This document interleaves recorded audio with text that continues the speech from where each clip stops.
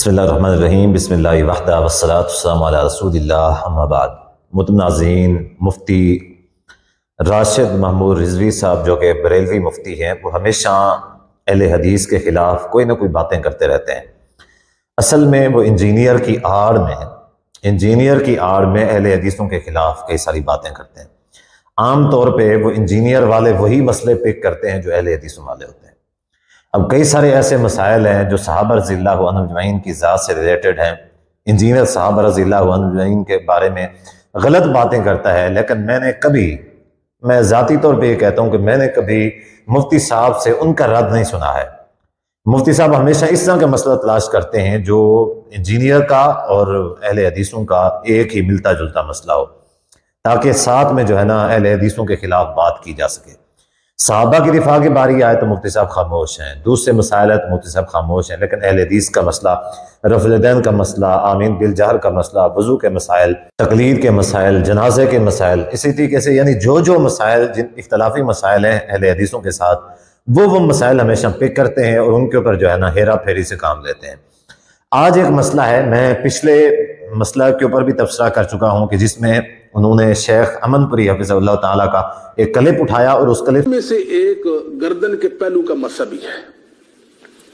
ہم حیران ہوتے ہیں، ہمیں تعجب ہوتا ہے اس بات پر کہ یہ دین انہوں نے کہاں سے اخذ کیا ہے۔ دنیا میں کوئی جھوٹی روایت بھی نہیں ہے، من گھڑت وضی، شیطان لئی نے کسی پر وحی کر دیو، کسی پرلے درجے کے جھوٹے انسان جس کو محدثین نے رد کر دیا، جس کی روایات کو محدثین نے رد کی ٹوکری پہ، اس نے بھی یہ روایت بیان نہیں کی ہے۔ صبح و شام یہ عمل کریں گے، صبح و شام عمل کریں گے، ان سے دلیل کہ ہم طالب بنتے ہیں، اللہ کے لیے یہ عمل چھوڑ دو، یہ بدعت ہے، یہ دین میں آپ کے فقہا نے کہہ دیا، جو آپ کے فقہا ہیں اور آپ کے نزدیک فقہا ہیں وہ کہتے ہیں کہ یہ بدعت ہے، آپ اسے کوئی دلیل شرعی لائیں۔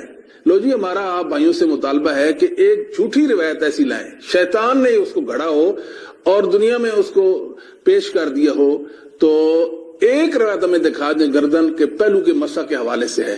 اگر آپ ایسا ثابت نہیں کر سکتے اور یقیناً نہیں ثابت کرتے، اللہ تعالیٰ آپ کو عمر نوح دے دے اور آپ ایک روایت لے آئیں۔ اگر ایسا نہیں کریں تو اللہ کے لیے ہماری آپ سے یہ گزارش ہے کہ آپ اس کو چھوڑ دیں۔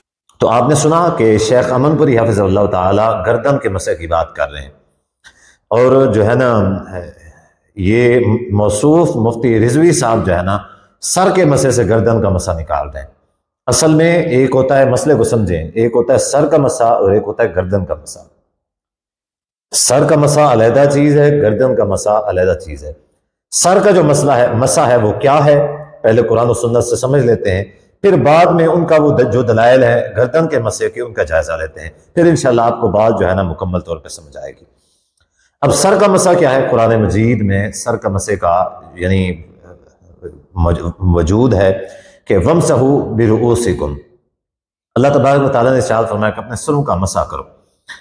اب کیسے مسح کرنا ہے اس کی وضاحت حدیث کے اندر موجود ہے کہ سر کا مسح کیسے کرنا ہے، ٹھیک ہے؟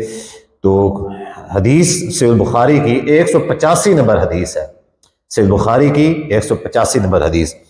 وہ حدیث کیا ہے؟ حدیث ہے کہ عمرو بن یحییٰ المازنی کہتے ہیں کہ میرے والد بیان کرتے ہیں، ٹھیک ہے؟ وہ کہتے ہیں کہ میرے والد بیان کرتے ہیں کہ عمرو بن یحییٰ، ٹھیک ہے، عمرو بن یحییٰ جو تھے ان کے پاس ایک شخص آیا اور اس نے آ کے کہا کہ آپ جو ہے نا مجھے یہ بتائیے کہ کیا آپ مجھے نبی صلی اللہ علیہ وآلہ وسلم کا وضو بیان کر سکتے ہیں کہ نبی علیہ الصلوۃ والسلام کیسے وضو کیا کرتے تھے؟ اس صحابی رسول نے نبی علیہ الصلوۃ والسلام کے وضو کا مختصراً طریقہ بیان کیا کہ ایسے ایسے نبی علیہ الصلوۃ والسلام نے وضو کیا۔ اب یہاں پہ ہم نے مقصد صرف نکالنا ہے سر کے مسئلے والا، کہ سر کا مسئلہ کیا ہے، سر کے مسئلے کا ہم نے طریقہ سمجھنا ہے، پھر آگے انشاءاللہ مسئلہ سمجھ آ جائے گا۔ اب سر کا مسئلہ کیا ہے وہ انہوں نے بیان کیا کہ ثم مسح رأسہ بیدیہ، پھر نبی علیہ الصلوۃ والسلام نے کونیاں دھونے کے بعد اپنے دونوں ہاتھوں کے ساتھ سر کا مسح کیا۔ اب سر کا مسح کیسے کیا؟ فَأَقْبَلَ بِهِمَا وَأَدْبَرَ، کہ نبی صلی اللہ علیہ وآلہ وسلم نے کیا کیا؟ نبی علیہ الصلوۃ والسلام نے سب سے پہلے کیا کیا؟ اپنے ہاتھوں کو پھیرا، پھر واپس لے کے آئے۔ فَأَقْبَلَ بِهِمَا، نبی علیہ الصلوۃ والسلام نے اپنے دونوں ہاتھوں کو دھویا، یعنی سر کے اوپر پھیرا گیلے ہاتھوں کو، اور پھر نبی علیہ الصلوۃ والسلام واپس لے کے آئے۔ اب یہ مختصر طریقہ ہے، آگے بتاتے ہیں، آگے اس کی وضاحت کرتے ہیں کہ پھر کیسے کیا۔ اقبل بہما و ادبرا، اس کا طریقہ کیا ہے؟ اس کا طریقہ فرماتے ہیں کہ بادہ بمقدم رأسی، نبی صلی اللہ علیہ وسلم نے اپنے دونوں ہاتھوں کو سر کے شروع سے جو ہے نا پیچھے کی طرف لے گئے، حتی ذہب بہما الی کفاہ، نبی صلی اللہ علیہ وسلم اس کو گدی تک لے کے گئے، گردن، یہ جو ہے گردن، اس گردن تک نبی صلی اللہ علیہ وسلم نے اپنے دونوں ہاتھ لے کے گئے۔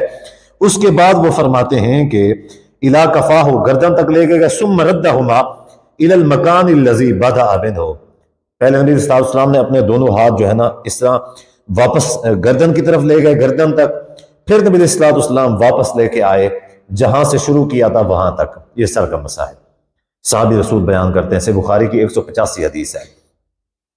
اب موصوف مفتی راشد رضوی صاحب کئی ساری روایات بیان کرتے ہیں، جو پہلی بات تو یہ کہ سند کے اعتبار سے ضعیف ہیں، ساری کی ساری روایت انہوں نے جو بیان کی ہیں وہ ساری کی ساری روایت سند کے اندر ضعیف ہیں سند کے اعتبار سے۔ اس کے باوجود بھی وہ جو یعنی مسح گردن کا ثابت کرنا چاہتے تھے، وہ گردن کا مسح ثابت نہیں ہوتا۔ مثال کے طور پہ مسند احمد ایک یعنی بہت بڑی حدیث کی کتاب ہے، اس کی حدیث، باقی ساری چھوٹی موٹی حدیث کی کتابیں تھیں جو انہوں نے بیان کی، لیکن ایک بڑی جو کتاب تھی جس سے انہوں نے حوالہ دیا وہ مسند احمد ہے۔ مسند احمد کی حدیث انہوں نے بیان کی کہ یمسح رأسہ، صحابی کہتے ہیں کہ نبی صلی اللہ علیہ وسلم سر کا مسح کرتے حتی بلغ القذالہ، یہاں تک کہ نبی صلی اللہ علیہ وسلم کیا کرتے، یعنی گدی تک پہنچ جاتے، ٹھیک ہے، یہ جو گردن ہوتی ہے یہاں تک پہنچ جاتے۔ وما جلیہ بمقدم العنق، اور جو اس کے آگے والا حصہ ہے نبی صلی اللہ علیہ وسلم اس کا بھی مسح کیا کرتے ہیں، یعنی یہ گردن ہے پیچھے سے اور آگے کا جو حصہ ہے یہ والا، ٹھیک ہے، نبی صلی اللہ علیہ وسلم نے اس کا بھی مسح کیا ہے بمرہ، ایک دفعہ، نبی صلی اللہ علیہ وسلم اس کا بھی ایک دفعہ جو ہے نا آپ نے کیا کیا، وہ یعنی مسح کیا۔ قال، راوی کہتا ہے القذال، القذال کا معنی یہ ہے سالفہ العنق، کہ قذال جو ہے نا یہ اگلا حصہ ہے، اگلا حصہ گردن کا۔ تو یہ روایت ہے، اس روایت سے انہوں نے گردن کا مسح ثابت کرنے کی کوشش کی کہ القذال سے مراد گردن ہے، گردن کا اگلا حصہ ہے سالفۃ یعنی عنق۔ تو اس روایت سے یہ ثابت ہو گیا کہ نبی صلی اللہ علیہ وسلم گردن کا مسح کیا کرتے تھے۔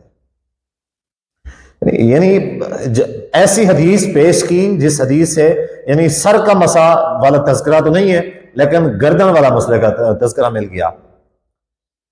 اب مسئلہ یہ ہے کہ یہ جو طریقہ ہے سر کا مسح کیسے کیا جاتا ہے، صحیح بخاری کی حدیث سے ہم نے سیکھا کہ اپنے دونوں ہاتھوں کو ہم نے لے کے جانا ہے، یہاں سے سر کے شروع سے ہم نے لے کے جانا ہے گردن تک، پھر گردن سے دونوں ہاتھوں کو واپس لے کے آنا ہے اسی جگہ تک جہاں سے ہم نے شروع کیا تھا، ٹھیک ہے۔ اس کے اندر گردن بھی شامل ہو گئی ہے، بالکل شامل ہو گئی ہے، گردن کا مسح بالکل ثابت ہو گیا، لیکن اس سے یہ والا گردن کا مسح ثابت ہوتا ہے جو ہم کرتے ہیں، ان کے والا طریقہ مختلف ہے، وہ ایسے کرتے ہیں پھر واپس لے کے آتے ہیں، پھر ہاتھ گیلے کرتے ہیں پانی کے ساتھ، پھر ایسے ہاتھ پھیرتے ہیں، یہ حدیث سے ثابت نہیں ہے، یہ کسی صحیح حدیث سے تو دور کی بات ہے، کسی ضعیف حدیث سے بھی ثابت نہیں ہے ایسا کرنا۔